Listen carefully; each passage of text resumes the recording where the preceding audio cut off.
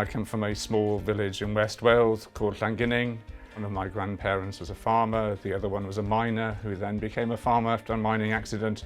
I'm one of 12 grandchildren. I'm the only one of those grandchildren to go to university. And I was lucky enough back then, of course, to not have to pay fees to go to university. Because of my background, I also got a maintenance grant to go to university. So I very much think of myself as one of the lucky ones, which is why, obviously, I wanted to try and replicate what I had. My first challenge was learning to speak English. I grew up in a very different environment to here.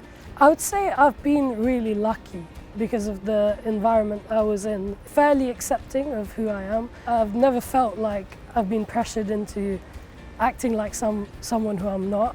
My journey into law is a very personal one. The Home Office expected me and my parents to move back to Bangladesh. And obviously, having spent a good few years here, it would have been very tough for me to go back. That was one of my first times I walked into a solicitor's firm. I had to go to court and I insisted that I got to speak to the judge, and I stood up and spoke. I slowly started to realise the power of the law and how ingrained it is within every aspect of our society. I grew up in Birmingham. I went to a normal state school. I missed a year of school because I wasn't very well, and then in year 10 I pretty much did half days, which meant that I home like tutored myself a lot. But as soon as I got back to school, I stayed behind every lunchtime in a classroom for a year. I was the first to get GCSEs in my family, and also will be the first to get A-levels. It was like a bit of a shock to the family. They're really happy for me. For me, it's meant that I don't have to place any further burdens on my parents. Without this scholarship, there was a chance that I would not have been able to move up. It allowed me to be so much more independent and build so many more skills that I wouldn't have if I stayed at home. Over the last 2 years, I've worked 2 jobs, one in retail and then one in administration.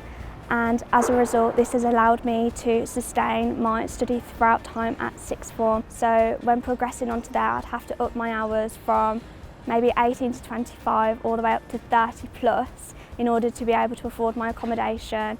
But now that I've received £15,000, it immediately covers the financial aspect of the university fees, and it also covers the whole of my accommodation. I will be able to join whatever clubs I want.